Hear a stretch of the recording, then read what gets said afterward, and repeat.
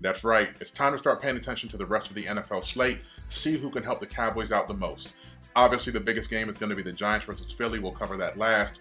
Always root for the AFC over the NFC, so we want the Bills to beat the Seahawks. We want the Colts to beat the Packers. First game up on the schedule is going to be the Lions at the Vikings. Everybody knows that Minnesota offensive coordinator Norv Turner quit earlier in the week. We have uncovered exclusive audio of how the conversation went with Mike Zimmer. Check it out. I'm trying to make the best of a bad situation. I don't need to hear crap from a bunch of hippie freaks living in denial. Screw you guys. I'm going home. But Cartman, we're trying to... screw you guys. Now, the Cowboys have a game left against both of these teams, but for now, we'll still consider the Vikings to be the bigger threat. They're 5-2, the Lions are 4-4, and the Lions have the worst defense in the league when it comes to the DVOA, so we know we want the Lions to win because we think they'll be less of a hurdle for the Cowboys to jump over as the season progresses. Now, a late game, Panthers at Rams.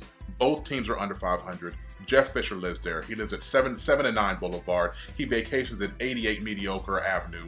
We all know about what this deal is. The Panthers still have a legitimate quarterback while the Rams have nobody. So we want the Rams to pull off the victory. That's what we'll be looking for. Now, finally, the Giants and the Eagles are both tied at 4-3, 2 games back. Now, it's going to hurt a lot, but I want everybody to put all their energy into rooting for the Eagles, and here's a simple reason why.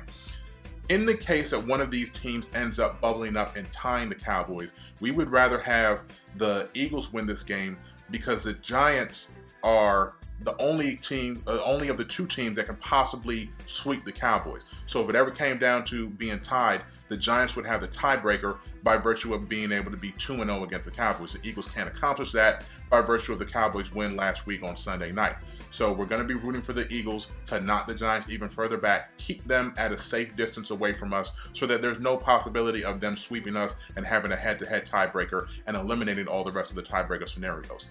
That's it. This is your Week 9 rooting guide. For your morning minute on Cowboys Wire, I'm KD Drummond. Salute.